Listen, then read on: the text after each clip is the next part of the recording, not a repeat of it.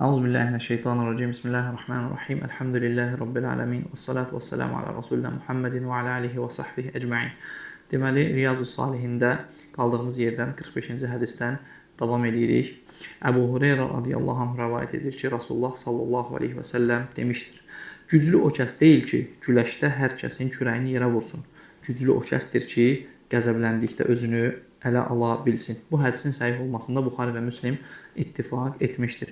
Bəli, bu səbr babına hələ ki davam edirik. Səbr babını bitirməmişik. Bu da səbr babında gələn növbəti hədislərdəndir ki, İmam Nəvəvi bununla bizə səbrin əhəmiyyətini bir daha bildirir. Bu hədisdəki faydalarla bağlı bunu da qeyd eləmək olar ki, diqqət etsəz, Allah Rasulullah s.ə.v qəzəbləndikdə özünü ələ ala bilsin deyir. Burada çox önəmli bir hikmət var ki, alimlər bunu zikr edirlər. Deyirlər, qəzəblənmək insanın öz əlində olmaya bilər. Amma qəzəbləndikdən sonra insan özünü nə etməlidir? Mütləq öz nəfsinə hakim olmağa çalışmalıdır. İnsan bundan sorumludur. Yəni, qəzəblənib qəzəblənməməkdən deyil, amma qəzəbləndikdən sonraki əməllərindən sorumludur. 46-cı hədis rəvayət edilir ki, Süleyman ibn Surad radiyallahu anh demişdir. Bir dəfə mən Rasulullah sallallahu aleyhi və səlləmin yanındaykən iki nəfər söyüşməyə başladı. Onlardan birinin rəngi qıpqırmızı oldu və boyun damarları şişdi. Rasulullah sallallahu aleyhi və səlləm dedi, mən elə bir kəlmə bilirəm ki, əgər o bunu desə, qəzəb hissi ondan gedər. Əgər o, məlun şeytandan Allaha sığınıram, yəni Euzubillahimineşşeytanirracim desə, qəzəb hissi ondan gedər. Beləliklə, sahabələr ona, Peyğəmbər sənə məlun şeytandan Allaha sığınmağı əmr edir, dedilər. Yəni, Allah Rasulullah s.ə.v-in sözünü ona çatdırdılar. Bu hədisin də səhih olmasına Buxari və Müslim ittifaq etmişdir. Bu da müsəlmanın hər zaman şeytan faktorunu göz önündə tutması gərəkdiyini bildirir ki, yəni hər bir zaman qəzəbləndikdə, bir şey baş verdikdə unutmayaq ki, bu əslində bizim özümüzün tərtibimiz, bizim özümüzün planımız olmaya bilər. Hər zaman burada nə ola bilər? Şeytanın kənardan müdaxiləsi ola bilər ki, ən bəsit, ən xırda şeylərdən şeytan böyük şeylər çıxartmağa çalışa bilər ki, çünki şeytanın vəzifəsi budur. İnnə şeytanə yənzəğu beynəhum deyə Allah subhanət hala qullarına xitab edir ki, yəni şeytan onların arasında ədavət salmağa çalışır. Ona görə Allah subhanət hala şeytan şərindən bizi qorusun və biz müsəlmanlar olaraq da buna diqqət etməliyik və bu sünnəni çalışıb həyatımızda tətbiq etməliyik ki, qəzəbləndiyimiz anda, evdə, işdə və s. Euzubillahimineşşeytanirracim deyə tez Allaha sığınmalıyıq və bunun özdə nədir? Bir ibadətdir. Bunu da ixlaslı etmək önəmlidir təsir etməsi üçün. Yəni, kimsə deyə bilər ki, mən deyirəm, amma təsir etmir. O zaman insan öz ixlasını orada nəzərdən keçirtməlidir ki, o həqiqətən ixlasla aləmlərin Rəbbinə sığınmaq istəyir, yoxsa yox, yəni qəlbi ilə dili eyni nöqtəyə vurur, yoxsa yox. 47-ci hədis. Muaz ibn Ənəs radiyallahu anh rəvayət edir ki, Peyğəmbər sallallahu aleyhi və səlləm demişdir. Kim qəzəbini icra etməyə qadir olduğu halda onu boğarsa, pak və uca Allah qiyamət günü onu bütün məxluqatın gözü önündə çağırar və ona hurilərdən dilədiyi seçməsini buyurar. Bunu da Əbu Davud Tirmizi rəvayət etmişdir. Tirmizi hədisin həsən hədis olduğunu demişdir. Və bu da bir daha insanın səbir edib qəzəbini boğmasının mükafatının əzəmətinə işarədir.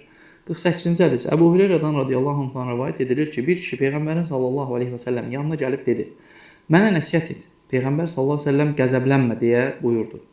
Adam bunu bir neçə dəfə təkrar etdi. Yəni, mənə nəsihət et dedi, durdu. Peyğəmbər sallallahu aleyhi və səlləm də ona yenə qəzəblənmə deyə buyurdu. Bu hədisi də Buxari rəvayət etmişdir. Və bu hədis də digər bir tərəfdən yenə bizi nəyə? Bizi səbr etməyə təşviq edir və dediyimiz kimi, yəni burada qəzəblənmədən qəsd, yəni qəzəblənsən belə qəzəbdə özünü ələ al. Yəni qəzəblənib, qəzəbin gərəkdirdiyi əməllərə nəfsinin səni aparmasına izin vermə. 49-cu hədis. Əbu Hüreyrə radiyallahu anh rəvayət edir ki, Rasulullah sallallahu aleyhi və səlləm demişdir. Mömin kişi və mömin qadın günahsız halda Allahın huzuruna çıxana dək canından, övladından və malından bəla əsik olmaz. Bu hədisi Tirmizi rəvayət etmiş və hədis həsən, səhih demişdir. Və burada qardaşlar, diqqət etsəniz, Allah Rasulullah aleyhissalatü vesselam bizə bir mesaj verir. Bildirir ki, ey mömin kişi və ey mömin qadın, sən bil ki, sənin canından, övladından, malından əskik olan hər bir şey sənin günahlarını təmizləmək üçündür. Sənin Allah qarşısında pak olmağın üçündür. Və burada da deyir ki, mömin kişi və mömin qadın günahsız halda Allah huzuruna çıxana dək canından, övladından və malından bəla, əskik olmaz.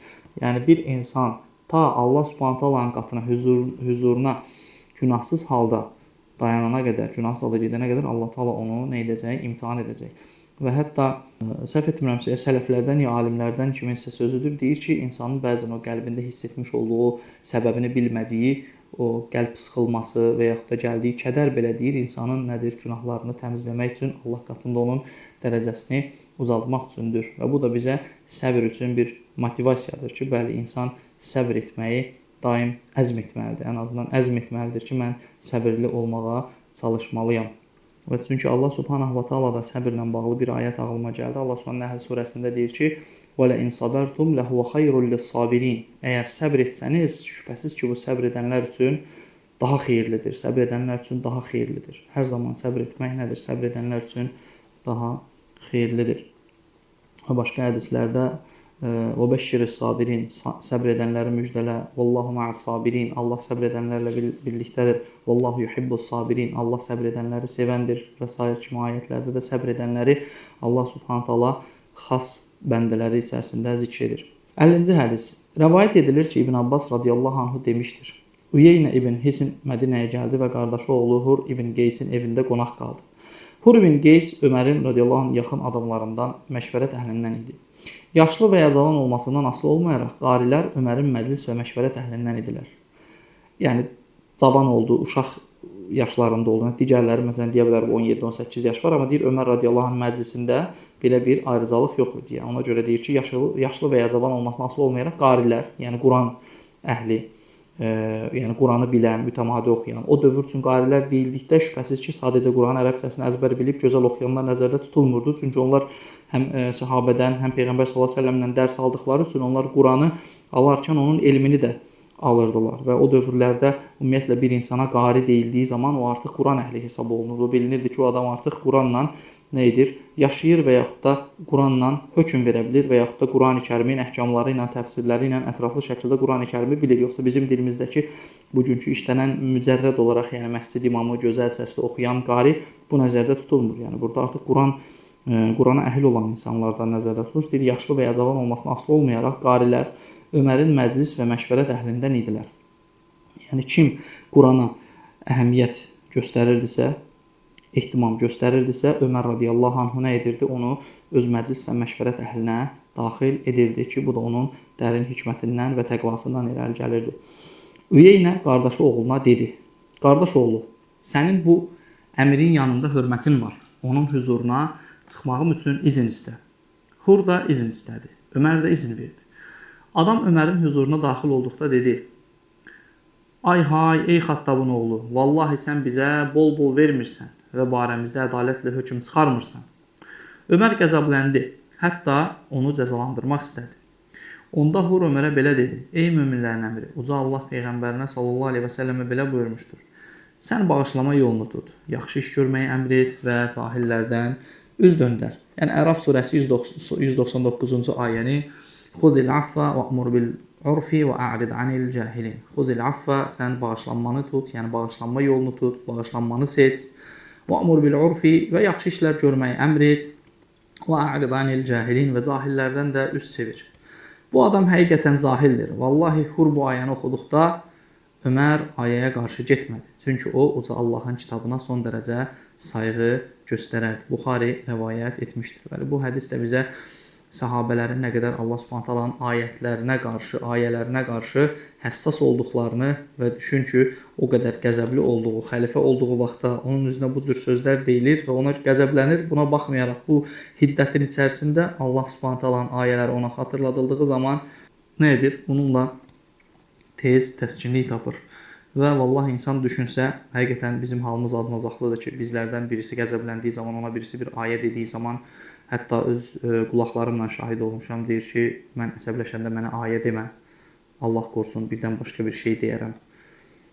Yəni düşünün, insan bu qədər Allah Subhanahu ayələrinə qarşı aşağı, necə deyərlər, aşağı görüşlüdür. Allah Subhanahu ayələrinin qədir qiymətini layiqincə verə bilmir. Amma gördüyümüz kimi sahabələr radiyallahu anhum bizə necə bir örnəkdir? Bizə elə bir örnəkdirlər ki, Allah Subhanahu kəlamı deyildiyi anda nə etməliyik? Biz həqiqətən də qorxmalıyıq, səsimizi aşağı salmalıyıq, qəzəbimizi boğmalıyıq. Çünki bundan yuxarı bir şey yoxdur. Hətta bir rəvayətdə Harun ər-Rəşidə bir nəfər Allahdan qorx dedikdə öncə yadırğayırlar, çağırırlar və ondan sonra adamı cəzalandırmaq istədikdə və s. belə deyək, adam çətinə düşdüyü zaman ona ayəni deyir Bəqərə surəsindəki və izə qilə lehu ittəqillah əxəzəthu'l izzətu bil ism.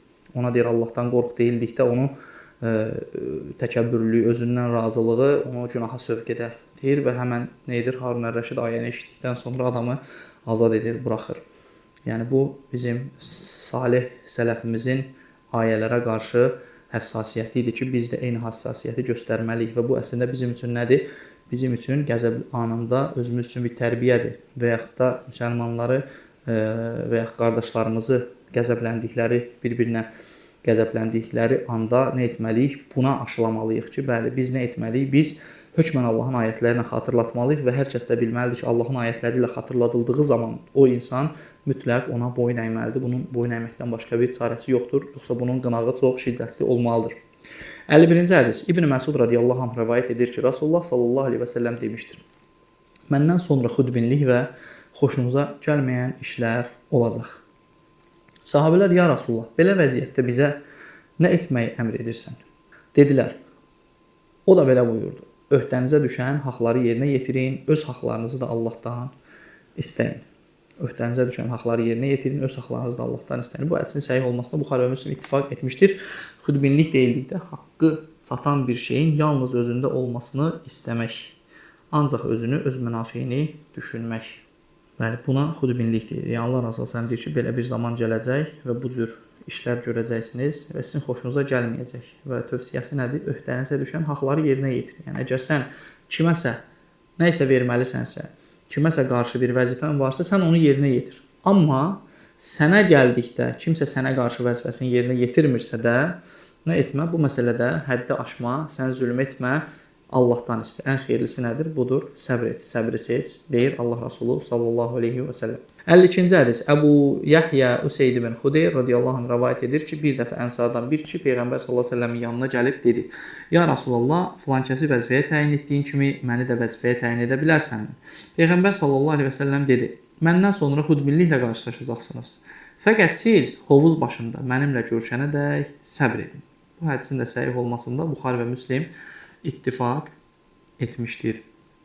Və hədisin mövzusu öncə oxuduğumuz hədislə nədir? Təxminən eynidir. 53-cü hədis. Əbu İbrahim Abdullah ibn Əbu Avfə radiyallahu anhu rəvayət etmişdir ki, Rasulullah sallallahu aleyhi və səlləm düşmənlə qarşılaşdığı günlərin birində gün batmağa meyl edənədək gözlədi.